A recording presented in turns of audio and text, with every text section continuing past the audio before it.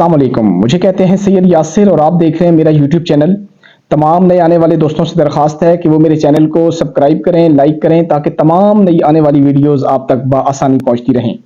Election 2024 کے بعد جہاں پاکستانی میڈیا ہو، دنیا کا میڈیا ہو، دنیا کے مبصرین ہو، سب کی توجہ کا مرکز پاکستان بنا ہوا ہے، اور تمام جو دنیا کی ریٹنگ ایجنسیز ہیں وہ پاکستان کو ہر لحاظ سے فالو کر رہی ہیں۔ اسی طرح فچ ایک عالمی ریٹنگ ایجنسی ہے جس کے بارے میں تازہ ترین رپورٹ جو ہے وہ پاکستان کے حوالے سے آئی ہے، اور میں چاہتا ہوں کہ آپ لوگوں کو ایکچوئل بتاؤں کہ یہ جو فچ ہے یہ فچ ہے کیا، اور یہ کس طرح کی ایجنسی ہے، اور اس کی جو ریٹنگ پاکستان کے خلاف آئی ہے آنے والے وقتوں میں پاکستان پر، پاکستان کی سیاست پر اور عوام پر اس کے کیا اثرات مرتب ہو سکتے ہیں۔ تو سب سے پہلی بات تو یہ ہے کہ یہ فچ ہے کیا۔ تو فچ جو ہے یہ ایک عالمی ریٹنگ ایجنسی ہے، اور یہ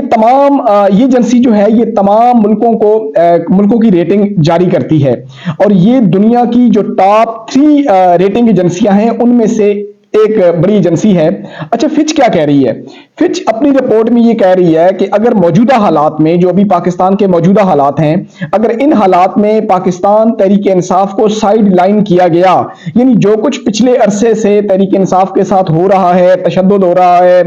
لوگوں کو گرفتار کیا جا رہا ہے، جو کچھ بھی تحریک انصاف کے ساتھ ہوا ہے، اگر یہی سلسلہ تحریک انصاف کے ساتھ اس وقت بھی پاکستان میں رہا تو لوگوں کا پاکستان کی جو ابھی حکومت بنے گی اس پر اور پاکستانی نظام پر جو ہے وہ عدم اعتماد جو ہے وہ کریں گے لوگ، جس کی وجہ سے ابھی جو نئی حکومت بننی ہے، نئی حکومت نے IMF کے پاس جانا ہے قرضے لینے کے لیے، چونکہ پاکستان کو بڑے پیمانے پر قرضوں کا سامنا ہے، پاکستان نے قرضے ریفنڈ کرنے ہیں۔ تو اگر تحریک انصاف کو سائیڈ لائن کیا گیا، تحریک انصاف کو اس سسٹم میں ایڈجسٹ نہیں کیا گیا، تو لوگوں کا عدم اعتماد بڑھے گا اس سسٹم پر، جس کی وجہ سے پاکستان کو IMF کے ساتھ معاہدے کرنے میں شدید مشکلات کا سامنا ہوگا۔ اسی طرح ورلڈ بینک اور دوسرے تمام جو بڑے بڑے سورسز ہیں جہاں سے پاکستان کو قرضہ ملنا ہے، اگر پاکستان میں حالات یہی رہے، تحریک انصاف کو سائیڈ لائن کیا گیا، تو پھر جو ہے وہ تمام بڑے بڑے جو ممالک ہیں وہ پاکستان کو قرضے دینے میں جو ہے وہ ہچکچائیں گے۔ تو یہ جو صورتحال ہے، اس کو یہ میں نہیں کہہ رہا، یہ فچ کہہ رہی ہے پاکستان کے حوالے سے، یعنی اس وقت دنیا کی جو ایجنسیز ہیں ان کی توجہ پاکستان کی جانب ہے، اور وہ یہ بات بار بار کہہ رہی ہیں کہ پاکستان میں معیشت کو بہتر کرنے کے لیے ایک مضبوط حکومت، پاکستان میں امن و امان اور وہ حکومت جس پر عوام کا اعتماد ہو، یہ ہونا بہت ضروری ہے۔ لیکن افسوس کی بات ہے کہ دنیا اس بات کو بار بار ہمارے سامنے لا کے رکھ رہی ہے، لیکن ہم بحیثیت پاکستانی اس بات کو نہیں سمجھ پا رہے کہ ہم نے پاکستان میں امن و امان قائم کرنا ہے۔ جب تک لوگوں کا اعتماد کسی حکومت پر نہیں ہوگا تو اس وقت تک نہ معیشت بہتر ہو سکتی ہے، نہ عام آدمی کی زندگی بہتر ہو سکتی ہے، اور نہ ہی ملک کے حالات بہتر ہو سکتے ہیں۔ تو یہ تو جناب جو فچ نے کہا، میں نے اس کی رپورٹ آپ کی نظر کی۔ اس کے علاوہ جو ہے وہ کل ایک اور خبر کے ایک اور الیکشن ہوا، یہ الیکشن ہوا جناب، اور بہت اہم الیکشن تھا۔ مولانا فضل الرحمان صاحب جو پچھلے کچھ دنوں سے آپ دیکھ رہے تھے کہ میڈیا پہ جناب وہ گرج رہے تھے، سب کو جو ہے وہ رگڑ رہے تھے، نہ وہ پاکستانی عدالتی نظام کو چھوڑ رہے تھے، نہ وہ اسٹیبلشمنٹ کو چھوڑ رہے تھے، نہ نون لیگ کو چھوڑ رہے تھے، نہ PP کو چھوڑ رہے تھے۔ تو ان کے کافی اگریسو رویے کے بعد اچانک جناب، جس طرح پاکستان میں ہوتا ہے، الیکشن کمیشن نے جو مولانا فضل الرحمان کے بیٹے تھے اسد ان کے جو بیٹے تھے، ان کے حلقے میں 6 پولنگ سٹیشن ایسے تھے کہ جہاں پر کوئی گڑبڑ ہوئی تھی، تو الیکشن کمیشن نے اچانک وہاں پر ری الیکشن کا اعلان کیا۔ تو کل وہاں پر جو ہے وہ الیکشن ہوا، اور بڑا مزیدار قسم کا الیکشن تھا، بڑا دھواں دھار قسم کا الیکشن تھا، اور جو ہم تک رپورٹ پہنچی ہے وہ رپورٹ یہ پہنچی ہے کہ جناب ایک ایک ووٹ 15 سے 20 ہزار روپے میں خریدا گیا۔ دن بھر کانٹے دار مقابلہ ہوا، لیکن شام کو جب ریزلٹ آئے تو مولانا اسد صاحب جو مولانا فضل الرحمان صاحب کے بیٹے ہیں، وہ جناب داور کنڈی جو تحریک انصاف کے امیدوار تھے وہاں سے، ان سے ہار گئے ہیں۔ داور کنڈی نے جناب 64,483 ووٹ حاصل کیے، اور اسد محمود نے 63,900 ووٹ حاصل کیے، یعنی کچھ 500 کچھ ووٹوں سے مولانا فضل الرحمان صاحب کے بیٹے جو ہیں وہ دوبارہ الیکشن ہار گئے ہیں۔ تو اب دیکھنا یہ ہے کہ مولانا فضل الرحمان صاحب جو ہے اس الیکشن کے بھی ہار جانے کے بعد وہ اپنی توپوں کا رخ کس جانب کرتے ہیں، چونکہ آج کل مولانا فضل الرحمان صاحب خاصی غصے میں ہیں اور وہ بھرپور اگریسو قسم کی سیاست کر رہے ہیں. لیکن اس سے بھی زیادہ انٹرسٹنگ جو ہے وہ ایک اور حلقے کا جو ہے وہ الیکشن ہونے والا ہے. چونکہ علی امین گنڈاپور صاحب 2 سیٹوں پہ جیتے تھے، وہ این اے کی سیٹ بھی جیتے اور ایم پی اے کی سیٹ بھی جیتے. تو چونکہ چیئرمین تحریک انصاف عمران خان نے علی امین گنڈاپور صاحب کو وزیر اعلیٰ منتخب کر دیا ہے کے پی کے کا، تو اب علی امین گنڈاپور صاحب نے این اے کی سیٹ کو چھوڑنا ہے. اور جب وہ این اے کی سیٹ چھوڑیں گے تو اس پر دوبارہ الیکشن ہونا ہے. اب جب دوبارہ الیکشن ہوگا تو وہ ہیں جناب یہ علی امین گنڈاپور کے بھائی ہیں فیصل خان. یہ پہلے ایم پی اے بھی رہے ہیں کے پی کے اسمبلی میں، اور اب تحریک انصاف جو ہے وہ این اے کا ٹکٹ یہ دے گی فیصل خان کو، جو یہ علی امین گنڈاپور کے بھائی ہیں. تو ڈیفینیٹلی ادھر سے مولانا فضل الرحمان صاحب کے بیٹے ہیں، یا مولانا فضل الرحمان خود الیکشن لڑیں گے یا ان کے بیٹے الیکشن لڑیں گے. چونکہ مولانا فضل الرحمان صاحب کے پاس بلکہ ان کے کسی فرد کے پاس اس وقت کوئی بھی سیٹ نہیں ہے. تو وہ جو الیکشن آنے والا ہے اگلے کچھ دنوں میں، وہ الیکشن دیکھنے کو ہمیں ملنا ہے، وہ ایک بھرپور کانٹے دار اور انٹرسٹنگ قسم کا الیکشن اس علاقے میں ہونے والا ہے. چونکہ جس سیٹ پہ الیکشن ہوگا وہ سیٹ مولانا فضل الرحمان صاحب نے کبھی خواب میں بھی نہیں سوچا تھا کہ میں وہ سیٹ ہار جاؤں گا. بہرحال وہ علی امین گنڈاپور سے وہ سیٹ ہارے ہیں اور ٹھیک ٹھاک مارجن سے اور پھینٹی سے ہارے ہیں. تو دوبارہ الیکشن ہونا ہے اس سیٹ پہ. اب دیکھنا یہ ہے کہ اس سیٹ کا کیا بنتا ہے. اس کے علاوہ ایک اور جو ہے وہ اچھی خبر تحریک انصاف کے حوالے سے، کہ تحریک انصاف کے جو لوگ کافی عرصے سے روپوش تھے یا جیلوں میں تھے تو وہ آزاد ہونا شروع ہو گئے ہیں. ان لوگوں کو جو ہے وہ گجرات سے کچھ لوگ آزاد ہوئے ہیں، لاہور سے کچھ لوگ آزاد ہوئے ہیں، سینٹرل پنجاب سے لوگ آزاد ہو رہے ہیں، 2-2 3-3 کر کے. پاکستانی لوگ جناب پاکستان کے ورکر جو ہیں وہ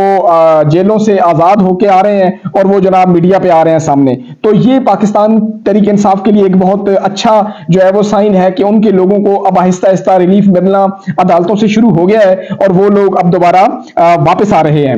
نون لیگ کے لیے بہت ہی بری خبر ہے. نون لیگ کو جس طرح ایک سیٹ پر دھاندلی کر کے، ایک حلقے سے دھاندلی کر کے جتوایا گیا ہے، ایک سیٹ اکٹھی کر کے ان کی جوڑی گئی ہے، لیکن نون لیگ کے لیے شاید برا وقت ختم نہیں ہو پا رہا. چونکہ اسلام آباد ہائی کورٹ نے جو اسلام آباد سے 3 نون لیگ کے ایم این اے جیتے تھے، نیشنل اسمبلی کی جو 3 سیٹیں تھیں، اس کا جو نوٹیفیکیشن ہے وہ اسلام آباد ہائی کورٹ نے معطل کر دیا ہے. اور یاد رہے کہ یہ اسلام آباد کی 3 وہ سیٹیں ہیں، چاہے پاکستانی مبصرین ہوں، پاکستانی میڈیاز ہوں، وہاں کا لوکل جو میڈیا ہے، جو لوگ میڈیا سے منسلک ہیں وہ ہوں، یعنی سب ہی اس بات پر متفق ہیں کہ اسلام آباد کی تینوں سیٹیں تحریک انصاف کم از کم 50 سے 60 ہزار کی واضح برتری سے جیت چکی تھی جب کاؤنٹنگ شروع ہوئی. لیکن پھر رات کو جو جھرلو پھرا، جس کا ذکر آپ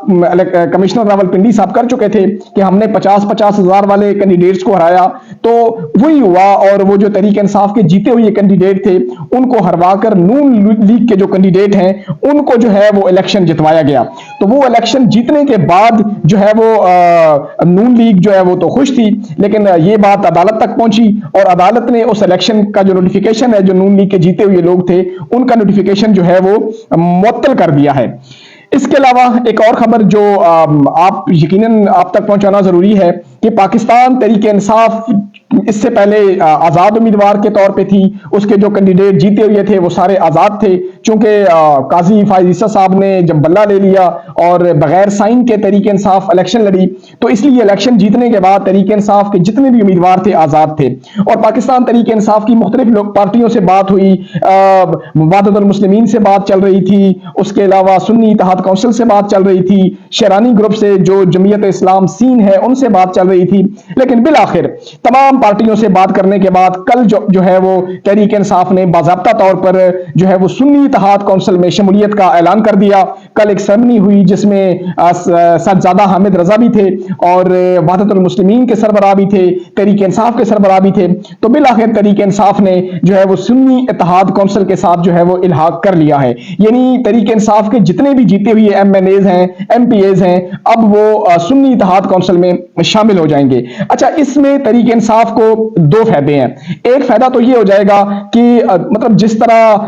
तहरीक इंसाफ के आजाद उम्मीदवारों को तोड़ने की कोशिश की जा रही थी, नून लीग में शामिल हो रहे थे, तहरीक इंसाफ उससे बच जाएगी, हार्स ट्रेडिंग नहीं होगी। और दूसरा ये कि तहरीक इंसाफ के जो भी MNA MPA जीते हुए हैं, जब वो एक पार्टी में चले गए हैं तो वो महफूज हो जाएंगे। क्योंकि अब सुन्नी इत्तेहाद कौंसिल में शामिल हो जाने के बाद अगर पाकिस्तान तहरीक इंसाफ का कोई भी MNA या MPA अपनी जमात के खिलाफ वोट देता है, अक्रॉस द बोर्ड वोट देता है, तो जो सुप्रीम कोर्ट ने फैसला दिया हुआ है,